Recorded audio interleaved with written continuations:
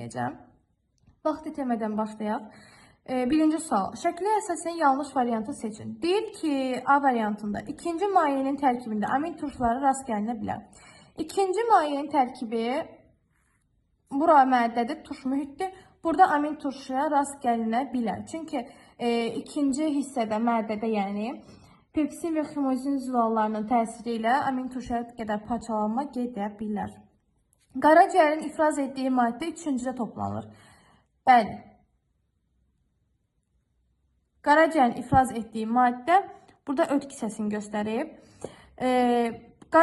5C variantı 5-ci karbohidrat mübadiləsi həm xarici, həm də daxili sekresiya funksiyası kimi fəaliyyət göstərir. Düzdür, çünki mədə altı vəzidir. 6. 4-cüdə bitki yağlarının parçalanması başlayır.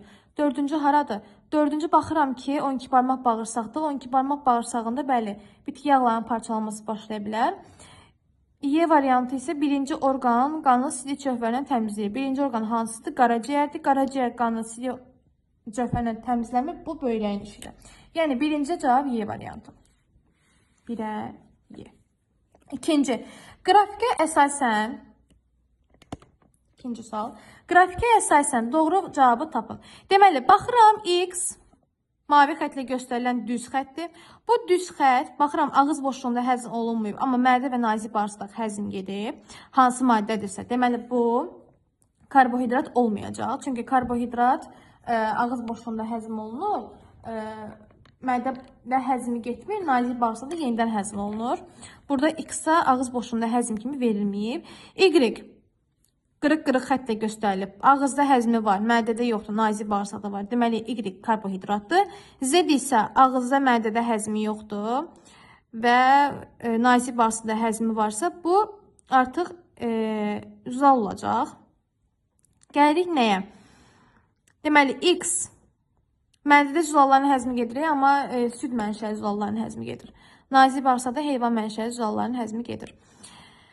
X maddəsi əsas enerji maddəsidir. X karbohidrat olmadığına görə cavab A səhvdir. Y maddəsi turş və qələvi mühitdə parçalanır. Y maddəsi dedik ki, karbohidratdır. Karbohidrat turş mühitdə parçalanmaz. Z maddəsi süd zülalı ola bilər. Yanlış cavab. Çünki süd zülalı mədədə parçalanacaq. Amma burada deyir ki, mədədə parçalanmır. X maddəsi biopolimer deyil. X maddəsi zülaldır. Və zülallar biopolimerlərdir. Biopolimerlərdə monomerinə qədər parçalananda bütün monomerlər eyni maddə əmələ gəlibsə, deməli bu biopolimerdir. Məsələn, yağlar biopolimer deyil. Çünki yağlar parçalananda yağ turşuları və gliserin əmələ gəlir. Y maddəsinin monomerləri monosaxaridlərdir. Y maddəsi karbohidrat idi. Ağızda həzm gedirdi, mədədə getmirdi, nazik bağırsaqda gedirdi və bu karbohidrat idi. Yəni 2-yə də Y variantı doğrudur. Üçüncü sual. Əgər insanda görmə sinirləri, sinir impulslarını həm də göz alması əzələlərinə ötürsəydi, onda bu sinir nə olacaqdı? Qarışıq sinir olardı. Çünki qarışıq sinir, sinirin 3 dənə növü var. Hissi, hərəkli, qarışıq. Hissi sinir impulsları mərkəz sinir sisteminə ötürür. Qarışıq sinirlər impulsları mərkəz sinir sisteminə eyni zamanda işçi orqana ötürür. Hərəkli sinirlər isə impulsları ötürür işçi orqana. Burada deyir ki, əgər insanın görmə sinirləri, sinir impulslarını bilirik ki, beyinə ötürür. Bu öz yerində mərkəz sinir sistemidir. Həm də göz alması əzələsi, yəni işçi orqanı ötürsəydi, onda bu qarışıq sinir olardı. Deməli, cavab C variantı. Keçirik 4-cü suala.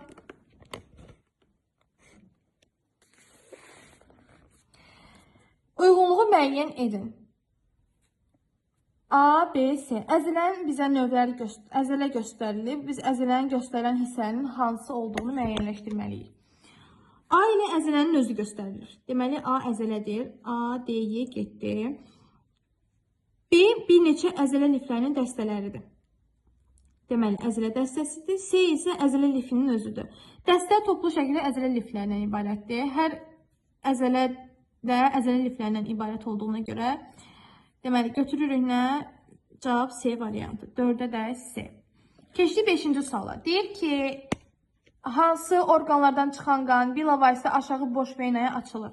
Aşağı boş veyna və yuxarı boş veyna açılanlar, əgər o sinir, sinir yox, o qan damarı başdan və yuxarı ətraflardan gəlirsə, açılacaq yuxarı boş veynaya. Amma orqanlardan, məsələn, qaraciyərdən, böyrəkdən, aşağı ətraflardan gəlirsə, açılacaq bilavasitə olaraq. Bax, bilavasitə deyirik. Açılır hara? Aşağı boş veynaya. Amma məsələn, mədədən gələn qan ilk dəfə açılır qaraciyərə. Ona görə bilavasitə olmadığına görə götürmürük. Deməli, qaraciyərdən, böyrəkdən və aşağı ətraflardan gələn bütün qan damarları açılır bilavasitə olaraq aşağı boş veynaya. 2, 4, 5 cavab C variantı. 5-ə də C. Keçirik 6-cı suala. Şəkildə verilən sümüklər qurulursa hansı növ sümükdür? Qurulursa eyni növ sümükdür. Aşağıda verilən sümüklərdən bundan quruluşda eyni növ olan sümüyü soruşur. Deməli, alın sümüyü, təpə sümüyü, necə sümüklərdir quruluşuna görə? Quruluşuna görə 3 növ sümük var. Yassı sümüklər, qarışıq sümüklər, qısa sümüklər və uzun borulu sümüklər. Kəllə qapağı sümükləri ümumiyyətlə yassı sümüklərə aiddir. Bir də yassı sümüklər baxa görə hansılardır? Kürək sümüyü yassı sümükdür, çanaq yassı sümükdür, qabırğalar yassı sümüklərdir. Fəqələlər qarışıq sümükdür, döş sümüyü yassıdır, körpücük qarışıqdır. Deməli, 1, 3, 4, 5. Cavab D variantı. 7-ci məsələdir. Məsələnin gəlin həlinə baxaq. Deməli, insan tez yuxu fazasının sonunda oyanmaq şərti ilə maksimum yuxu siklında yatmışdır. Ləng yuxu fazalarının davam etmə müddəti, tez yuxu fazalarının davam etmə müddətindən nə qədər çox olduğu bizdən soruşulur. Demək, qaralamanı götürürük, yazırıq. Deyir ki, bu insan maksimal yuxu siklında yatır. Bilirik ki, yuxu siklı 4-5 sikldan ibarət. Yuxunun müddəti. Maksimal 5 siklda, minimal 4 sikldır. 5 sikl olduğuna görə yazıram. 1, 2, 3, 4, 5. Və deyir ki, hər sikl da 2 dənə fazadan ibarətdir. Birinci fazası ləng yuxu fazasıdır. İkinci fazası tez yuxu fazasıdır. Burada deyir ki, insan tez yuxu fazasının sonunda oyanmaq şərti ilə ləng yuxu fazalarına davam etmək müddəti maksimum olur. Ləng maksimum. Deməli, ləng yuxu fazası 1 saat yarım davam edə bilər. Maksimum 1 saat yarım olduğuna görə 5 fazanın 5-nə də 1 saat yarım yazıram. Və deyir ki, tez yuxu fazalarına davam etmə müddəti minimum olursa, tez yuxu fazası normal halda 10-15 dəqiqə davam edir. Səhərə yaxın, yəni axırıncı fazada bunun müddəti 20-30 dəqiqə olacaq. Baxıram, deməli, 4-cü fazaya qədər 10 dəqiqədir, minimal. 10 dəqiqə, 10 dəqiqə, 10 dəqiqə, 10 dəqiqə. Axırıncı yuxu fazasında səhərə yaxını minimalını götürməliyəm, yəni 20 dəqiqəni götürürəm. Ümidvaram aydın olmuşdur. Hesablayıram, 5 vurulsun, 1,5, 7,5 saat. 10 dəqiqə, 10 dəqiqə, 10 dəqiqə, 10 dəqiqə, 40 dəqiqə, 40 və 20 dəqiqə 1 saat. Bunun üstünə 1 saat gəlirəm, 8,5 saat. Cavab C variantı. Keçən digər 8 nömrəli məsələnin həllinə. 8 nömrəli məsələ. Şəkildə ürək siklının bir fazası verilmişdir. Baxıram oxların istiqamətinə. Yuxarı hissələr qulaqçıqlar, aşağı hissələr mədəciklərdir. Ürəyimin 4 dənə kamerası var. Baxıram, qan mədəcikdən damara doğru çıxır. Deməli, bu hansı fazadır? Mədəciyin, ikinci faza olan mədəciyin sistolasıdır. Bu faza zamanı aypara qapaqlar, mədəcik və damarlar arasında aypara qapaqlar yerləşir. Onlar açıq olduğuna görə qan mədəcikdən damara qovulur. Deməli, 1. Yalnız tayli qapaqlar açıq olur. Xeyr, tayli qapaqlar nə zaman açıq olur? Qan əgər qulaqçıqdan mədəciyə axsaydı, onda tayli qapaqlar açıq olmuş olacaqdı. Ona görə 2 düz deyil. 3-cü, qan arteriyalar qovulur. Bəli, sol mədəcikdən çıxan, sağ mədəcikdən çıxan damarlar arteriya damarlardır. Bu qırmızı olan aortadır, mavi olan ağciyər kötüydür və ikisi də arteriya damarıdır. 3 də düzdür. Müddəti sakit halda 1 saniyədir. Əgər bayaq dediyim kimi qulaqçıqdan mədəcik qan axımı olsaydı 1 saniyə ola bilərdi. Amma bu mədəcikdən damara doğru axın olduğuna görə 3 saniyədir. Tayli qapaqla aypara qapaqlar açıq olur. Xeyr. Cavab 1-3 A variantı. 9-cu sual. 9-cu sualda deyir ki, neçəsində atmosferdən aldığı oksigen qazı hüceyrələrə qanla daşınır. İlk öncə baxıram ki, bura mənə deməli heyvanları göstərilir. Heyvanlarda əlbəttə tənəffüs üçün qandan istifadə edirlər, oksigen qazı daşımaq üçün. Lakin və lakin buğumayaqlar tipinin həşəratlar sinifi qazların daşınmasında qandan istifadə eləmir. Yəni mən həşəratlara çıxıram. Hansı ki həşəratlar kəpənəkdir və çəyirtkədir. Bunlar çıxdı. Qalır 3 dənə. Hörümçəklərin qanı qaz mübadiləsində iştirak edir. Eyni ilə bütün bədən səthi ilə tənəffüs edən soxulcanında. Lakin və lakin bu şəkildə göstərən heyvanı isə qəlsəmə ilə tənəffüs edir. Yəni bu əqrəbdir. Əqrəblər qəlsəmə ilə tənəffüs elədiyinə görə atmosferdən oksigen qazını almırlar və 2 dənə canlı hörümçəklə hərqəbi qurd, yəni soxulcan iştirak eləmiş olur. Cavab B variantı. 10-cu sual. Aşağıda şəkildə təsvir olunan göz qüsurunun səbəbi hansı rəqəmlə verilən strukturla əlaqəlidir? Baxıram, torlu gişamdır. Bu da mənim xaricdə verilən cismin aldığı xəyaldır. Əgər xəyal torlu gişanın önündə alınırsa, deməli bu insanlar yaxını görə bilirlər, yaxından görmədi, uzağı görə bilmirlər. Bunun da səbəbi nədir? Billurun qabarıqlığının artıb azalmasıdır. Yəni, üçüncü şəkildə göstərilən orqanın, yəni bəbəyin funksiyası, billurun funksiyası ilə əlaqədardır. Cavab C variantı. Keçirik 11-ci suala. Eşitmə analizatorunun birinci hissəsi 11-ci sual. Eşitmə analizatorunun birinci hissəsi hansı rəqəmlə verilən hissədən başlayır?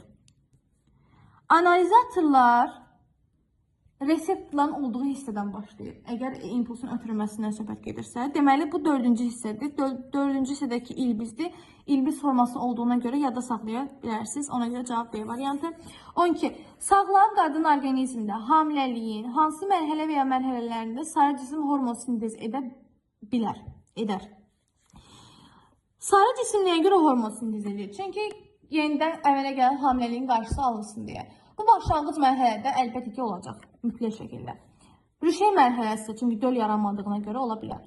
Lakin döl mərhələsi yaranır 7 ay müddətində döl mərhələsi. Yəni 2-ci ayın sonunda rüşey mərhələsinin bitməsini döl mərhələsinin yaranması təyin eləyir.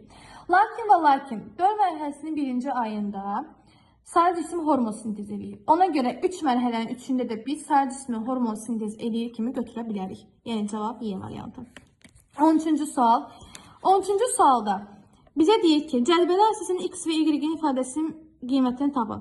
İnsanın sakit halda aldığı nəfəs 3000 kub santimetrdir. Ağciyər kapillərine daxil olan oksigenin miqdarı X-dir.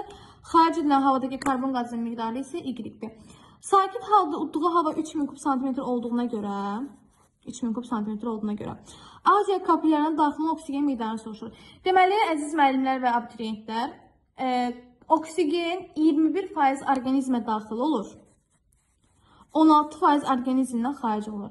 Deməli, 21-dən 16-nı çıxanda 5%. Deməli, 5%-i orqanizm mənimsəyir.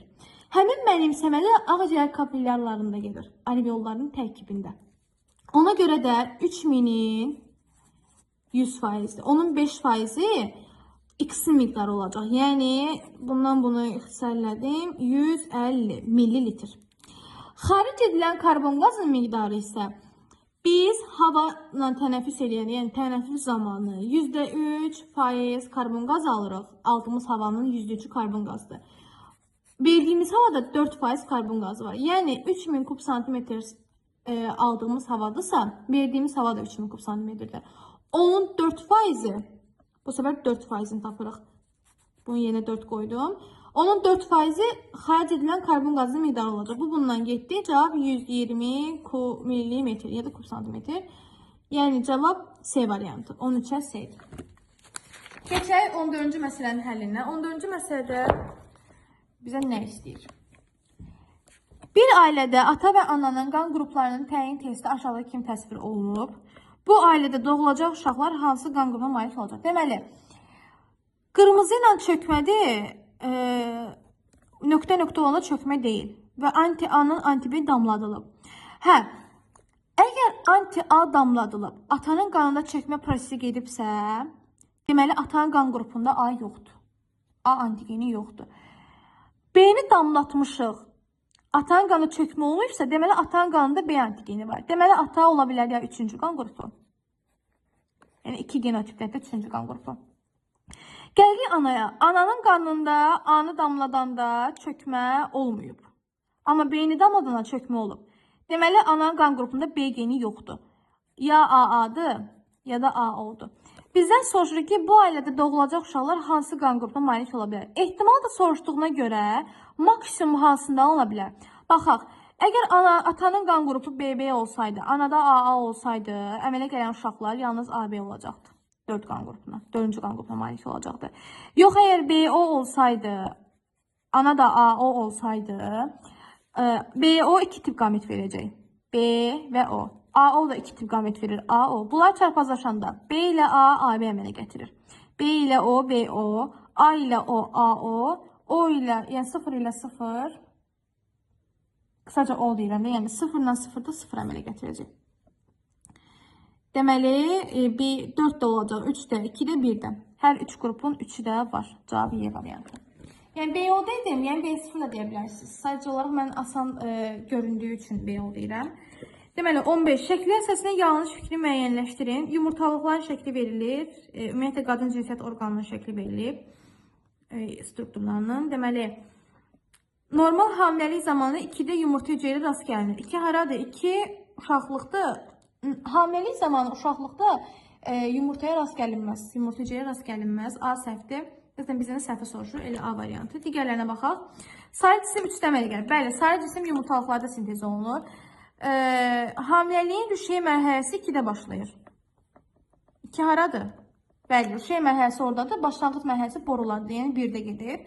Folikular 3-də yetişir yumurtalıqlarda. Bəli. Yumurta hüceyrənin tam yetişdiyi yer 1-dir. Bəli.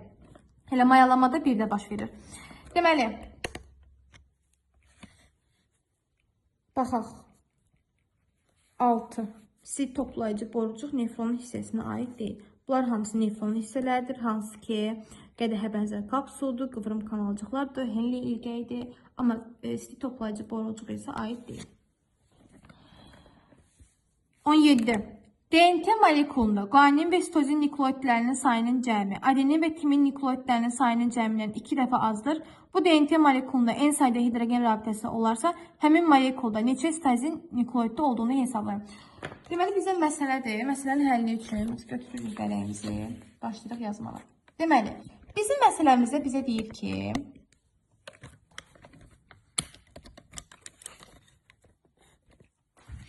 DNT molekulunda guanin və sitozin nukleotidlərinin cəmi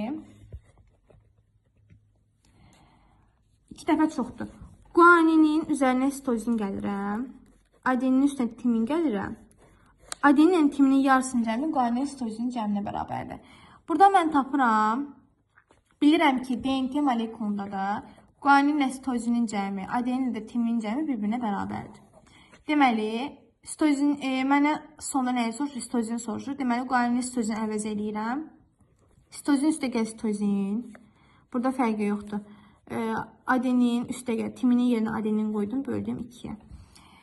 2 dənə sitozin vurulsun 2 bərabərdir 2 dənə adeninə. Deməli, adeninin bərabərdir 2 dənə sitozinə. Bunu tapdım. Nəyə həll eləməliyəm?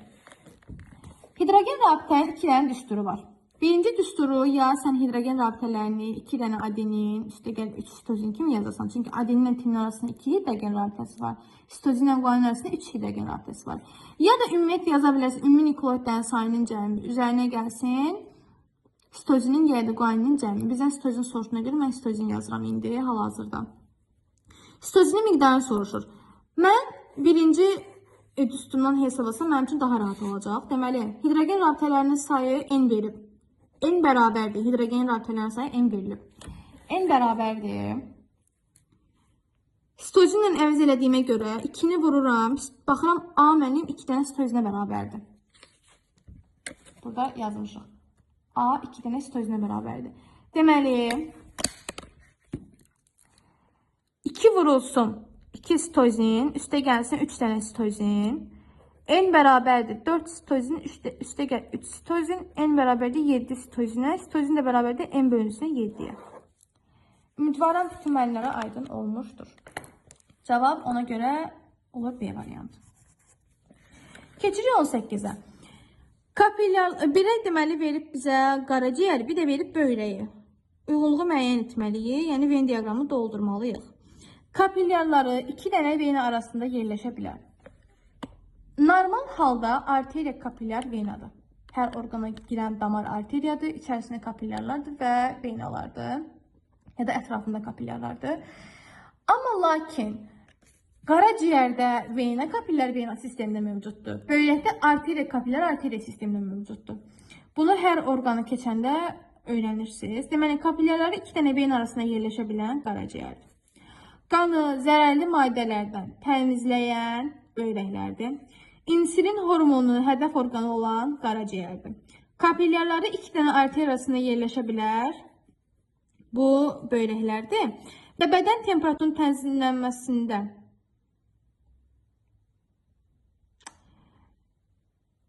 üzr istəyirəm, qanı zərərli maddədən qaraciyərdə təmizləyir. Ona bayaq qarışıq dedim. Qanı böyrəkdə təmizləyir, qaraciyərdə təmizləyir. Bir də burada var, bədən temperaturunun tənzimlənməsində iştirak edən. Bu da bədən temperaturunun tənzimlənməsində biz əzələlərindən qaraciyər götürürdük. Burada da qaraciyər verildiğine görə yeni də buraya yazırıq. A, S, Y, 2'ye D, 3'e B. Elə bir variant var mı? A, S, Y, A variantı. 18'e A. Keçirik 19-cu suala. Bitki və heyvan mənşəli qidalar qızdırıldıqdan sonra tərkibində bərabər miqdarda cəmi 240 mg B qrupu vitaminləri qalıbmış və qızdırılmadan qabaq qidaların tərkibində maksimum cəmi neçə B qrupu vitamini qalır? Cəmi 240 bərabər dediyinə görə bitkidə də, heyvanda da 120-dir. Bu aydın məsələdir. Bitki mənşəli qidalarda 15-60% qızdırılanda B qrupu itir. Bitkidə 20%dir. 20%. Heyvanda 15-60%dir. Deməli, B qrupu vitamini olub. Deməli, mən maksimumu tapdığıma görə bitki mənşəli 120-dirsə, bu qalan 80-dir. Çünki qaldığı 80 soruşur. Bunlar qalıblar. 100-dəki x olduğuna görə x-i tapıram buradan. Bununla bu gedir. 120 sayısına bölən, 1280-ə böləndə 150. X 150-dir. B-də isə maksimum tapmaq üçün biraz məntiq işlətmək lazımdır. Əgər maksimum qalanı soruşursa, əvvəl maksimum miqdarda olub.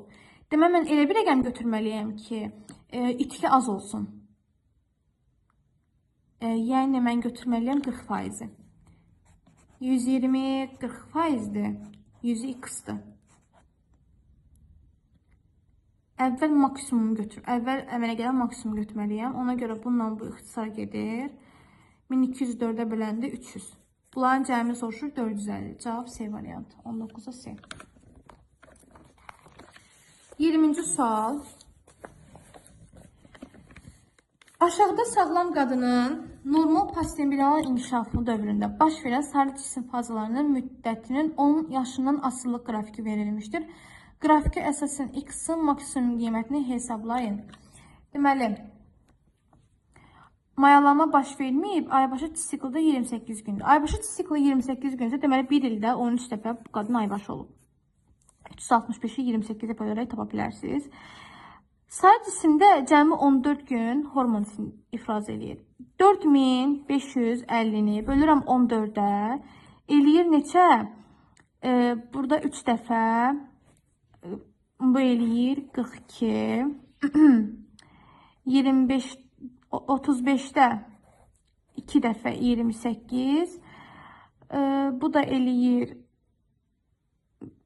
35'dən 28'i çıxanda 7, 70'də də 5 dəfə. 325 dəfə bu qadın sarı cisim hormon sintez eləyib. Deməli, 325 dəfə eləyibsə, yəni 325 dəfə bu qadın aybaşı olub. 325'i bölürəm 13'ə, 325'i 13'ə böləndə eləyəcək 2, 26. Bu da eləyir 6, 65, 5. Qadının 25 yaşı olur. Və məndən qadının maksimum yaşını istədiyinə görə aybaşı da qadınlarda 10-12 yaşından etibarən başlayır. Mən hansının üzərinə 25-i gəlsəm maksimum miqdar alar? Əlbəttə ki 12-nin üzərinə. Ona görə 12-nin üzərinə 25-i gəlirəm 37. Cavab B variantı. 21. Verilən sınaq şüşəsinin hansı və ya hansılarında kimyəvi həzm baş verəcək? Deməli, mərdə şirəsinə mən ət qoymuşam. Ət bilirəm ki, zülal tərkibli olduğuna görə orada ximozinin, pepsinin təsirindən, pepsin şirəsinin təsirindən mədədə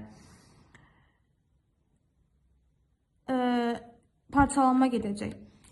Kartof karbohidratdır. Tüpürcəkdə bunun ağızda karbohidratları sintezi getdiyinə görə olacaq.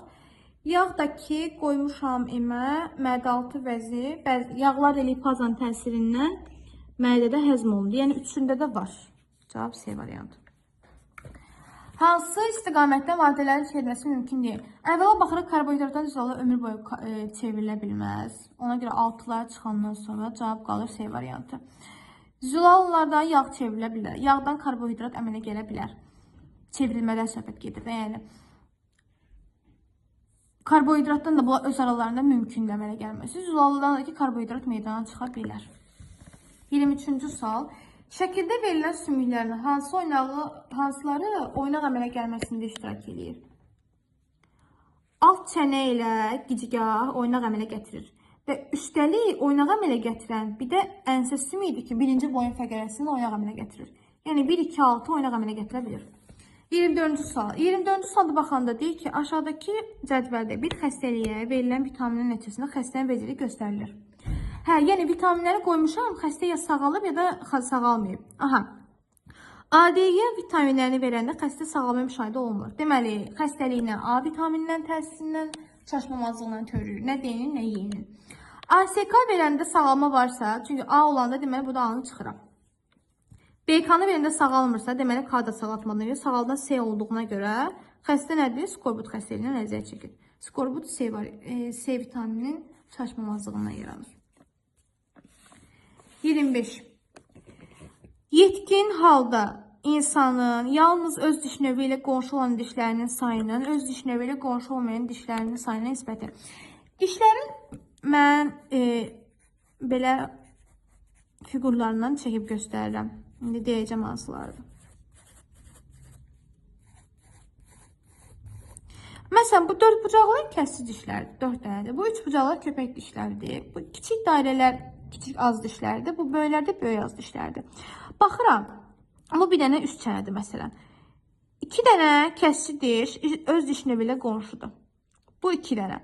Məsələn, burada böyük yazı dişləri hər iki tərəfdən öz diş növü ilə qonşudur. Bizim götürə bilirəm. Sonra deməli 1, 2, 3, 4 dənə. Bir də öz diş növü ilə qonşu olan bir dənə də azı dişidir. O da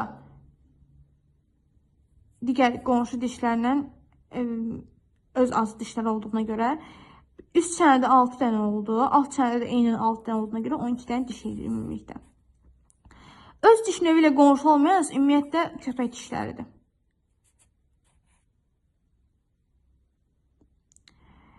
Deməli 12 dənə, 12-nin 4-ə nisbəti 3-ün 1-ə nisbətinə bərabərdir. Cavab 25 A variantı.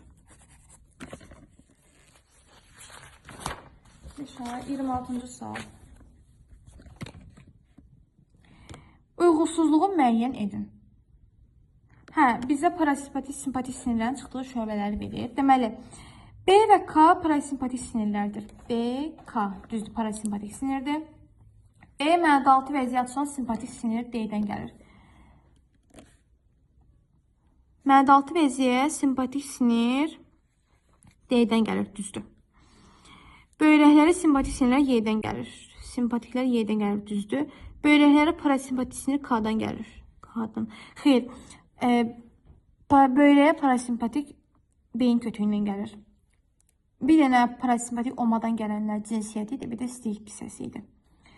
Cinsiyyət orqanına parasimpatik sinir K-dan gəlir, bu da düzdür. Cavab D variantı. Uyğunsuzluq istədiyinə görə D variantı. B1 vitamininin çatışmamazlığından daha çox təsir edən orqan sistemi hansı rəqəmlə göstərilmişdir?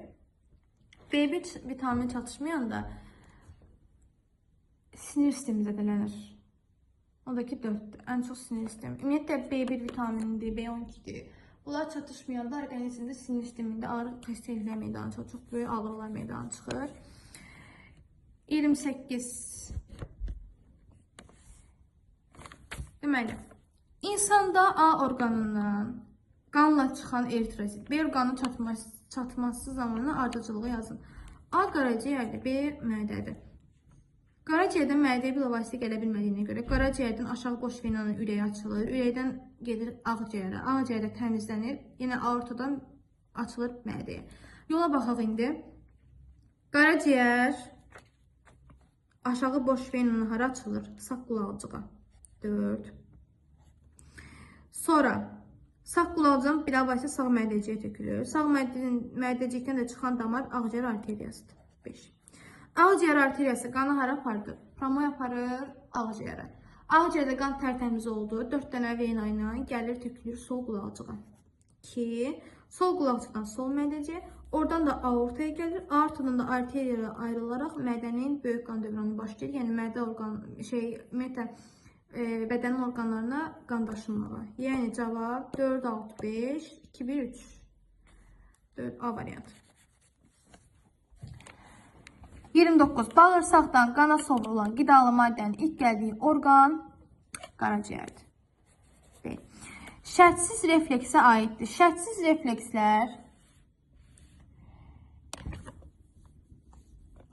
reflekslər yəni nəsildən nəslə dəyişməyən reflekslərdir. Nəsildən nəslə keçmir, yanlışdır. Sadəcə onların nəsildən nəslə keçir, dəyişmir. Növbə əmələ gətirən fəəllərin hamısını əhatə edir, doğrudur. Əmələ gəlməsi üçün spesifik qıcıqlar tələb olunmur.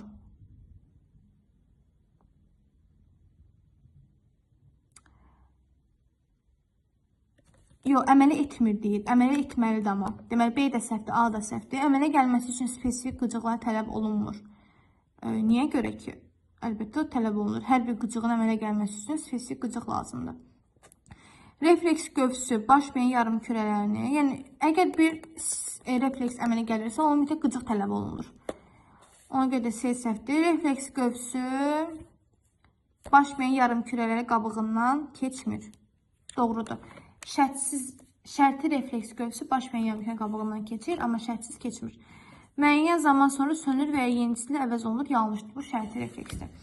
Tər vəzləri üçün hansılar doğrudur deyir. Qarışıq vəzlərdə yanlışdır. Qarışıq 3 dənə vəz var. Yumurtalıqdır, toxumluqdur, bir də mədalıqdır. Tər vəzləri xarici sekresiya vəzlərdir. Yəni 1 səhvdir. Axacaqları epidermisin üst qatından xarici açılır. Doğrudur. Epidermisin üst qatından tər vəzləri açılır. Amma pir vəzləri tükün soğanaqlarına açılır, tükün dibinə açılır. Tükün soğanaqlarının dibinə açılır. 2 kvadrat milimetrdə 2 milyonu düzdür. 2 də düzdür, 3 də düzdür. Axacaqları tüklərin soğanağına açılır. Bayaq dedim ki, bu pi vəzləridir. Tükün dibinə açılan. Xarici sekresiya vəzləridir. Doğrudur. 2, 3, 5. B variantı. 33. Sual.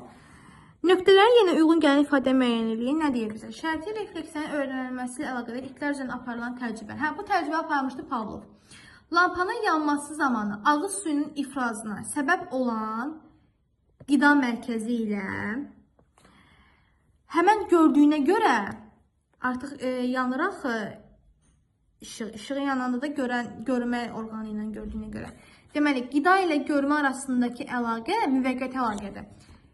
Pavlovun apardığı təcrübədə itlərdə yəni şərti refleks olduğuna görə şərti refleksdəki müvəqqəti əlaqə yaradırdı. 2-3 mərkəz arasında.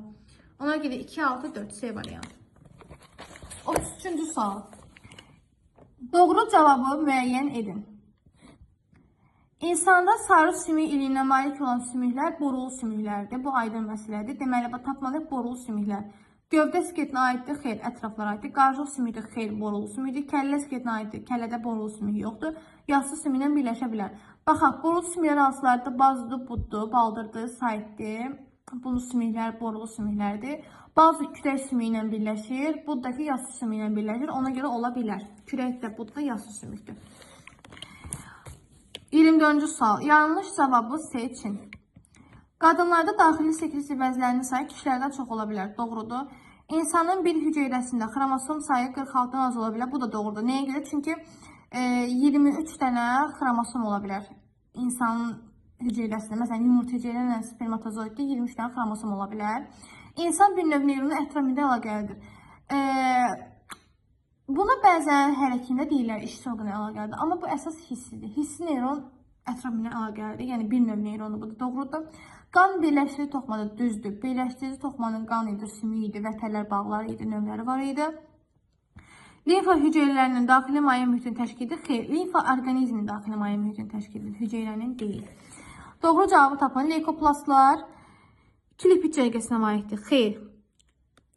2 lipid qatdı. Cərgə 4 dənə cərgədir. Hər qat 4 dənə. 1 lipid qat, 2 lipid qat. Hər lipid qatın 2 dənə cərgəsi var. Yəni A səhvdir. 2 aləmin nümayəndələri üçün xasdır. Yanlışdır. Yalnız bitkilərdədir plastitlər. İbtidai bitkilərdə plastitlər yoxdur. ATF sintezi getmir. Bəli, leykoplastlarda ATF sintezi getmir. ATF sintezi gedir mitoxondriyada. Yaşıl bitkinin bütün hüceyrələrində olur. Bu da səhv cavabdır. Bütün hüceyrələrdə olmur. Cavab D variantı. İnsanın dondurma yedikdən sonra mütəmadi isti kofe içərsə, X səqənin hissi hansı səqənin göstərir? Ümumiyyətlə, yaşlandıqca bir yer saralır. O yerdə ki, bax, ikinci hissə var ya, dentin maddəsi. İkinci sement qatıdır. O onsuz da ki, sarı renkdə olur. Yaşlandıqca birinci minə qatı. O qat öz aşınır da, belə deyil. Aşındıqca ağ rəngliyini itirir. Aşındıqca altdakı qat çıxmağa başlayır deyə. Dişin üzəri minə qatı ilə örtüb. Deməli, minə qatı aşındıqca zədələnən hissi olur. Ona görə cavab A variantı. 37. Hansı bitkinin vegetatda çoxalması doğru göstərilməyib.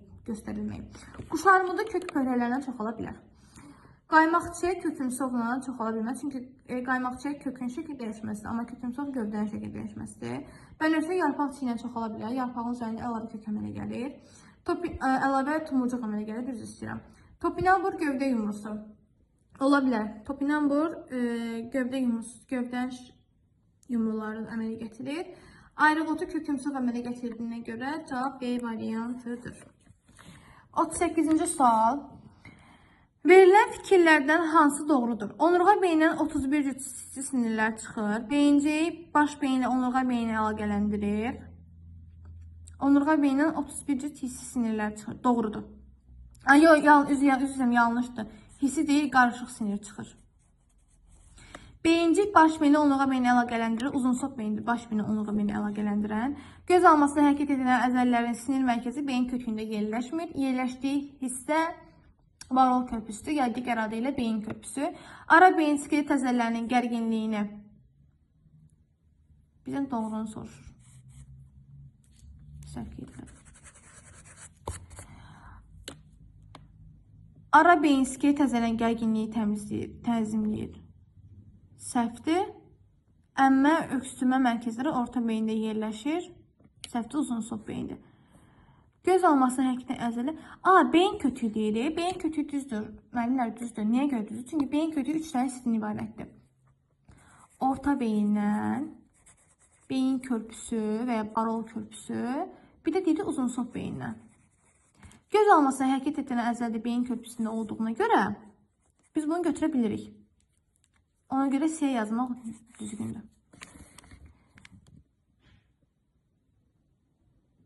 Mən bəs bəyəm C-ni yazmaya sildim. Sistit kisəsinin silikli qişasının iltihabıdır. Sistit. Polinefrit böyrəklərinin iltihabıdır. Sistitdəki sistit kisəsinin iltihabıdır. Əgər ifrazatdan danışanda 2 dənə xəstəliyin adını çəkirik. Biri sistitdir, biri polinefritdir. Cədvələ əslən x y-nin ifadəsinin minimum qiymətini tapın. 4 sayı 3-dür, cif sayı x köpək c sayı y-dir. Əgər verilməyib də bizə minimum sayıdır dediyinə görə, deməli bunlar ikiz deyirlər. Ümumiyyətlə Yox, ikizdirlər. Bir dənə yumurtanın içində ikizdirlər. 3 dənə döldü, bir dənə yumurtanın içində ikizdir. Yəni bu minimum saydır. Cift sayı bir dənədir. Bir dənə ciftin daxilində yerləşirlər. Amma hərəsinin ayrı-ayrı qidalanma orqanı var. 3 dənə göbəcək var, bir dənə cift var. Cavab C variantı. Mənlə bu qədər. Ümidvaram başa düşmüsünüz. Əgər hər hansı bir iradınız, təklifiniz olarsa yorumlarda bildirə bilərsiniz. Sağ olun, salamat qalın.